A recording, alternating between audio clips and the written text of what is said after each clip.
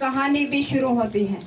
Lord कर्जनवैल्ली जब हिंदुस्तान में company की हुकूमत को मजबूती बख्शता है तो उसे अंग्रेजी हुकूमत कायम करने का बानी तस्वर किया जाता है। मुगल बादशाह मोहम्मद शाह रंगीला के दौर में इनके बहुत सारे मंसूबे खुद मुख्तार हो जाते हैं। मुगल बादशाह शाह आलम के ज़माने में अंग्रेज़ हिंदुस्तान में हुकूमत करने के अख्तियार हासिल कर चुके थे। अब हिंदुस्तान गुलाम बन चुका था। इनके मुकद्दर का फैसला करने वाले अब अंग्रेज़ थे।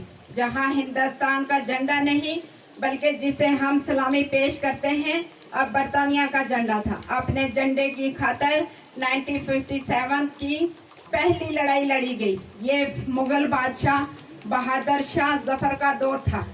इसके बेटों को बेदर्दी से कत्ल कर दिया गया। बादशाह को तख्त व ताज से महरूम कर दिया गया।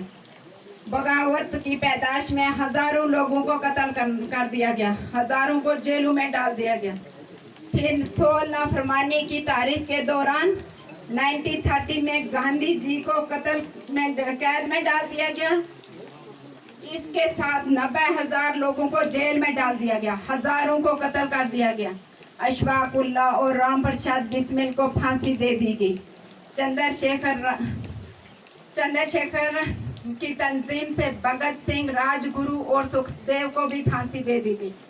1942 में हिंदुस्तान छोड़ो की तारीख चलाई। इस तारीख को दबाने के लिए पंडित जवाहरलाल नेहरू और अबू कलाम आज़ाद जैसे लीडरों को कैद में डाल दिया गया। कांग्रेस तंजीम को गैर कानूनी करार दे दिया गया।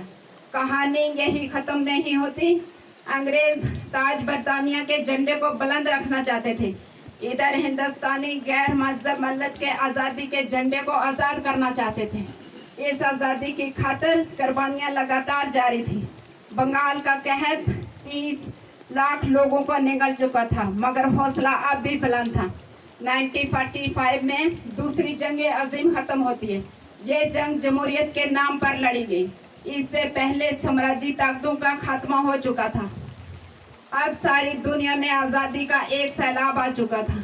लेबर पार्टी जो पहले से ही हिंदुस्तान को आज़ाद करने के हक में थी, वो बरतानिया में ताकत में आ चुकी थी। अंग्रेज अब समझ चुके थे कि वो हिंदुस्तान को ज़्यादा देर कब्जे में नहीं रख सकते। 1946 में उन्होंने ऐलान किया कि वो हिंदुस्तान को आज़ाद करना चाहते हैं। इसलिए इंग्लैंड से कैबिनेट मिशन हिंदुस्तान आता है। नेहरू जी की क़यादत में एक आर्जी हुकूमत बनती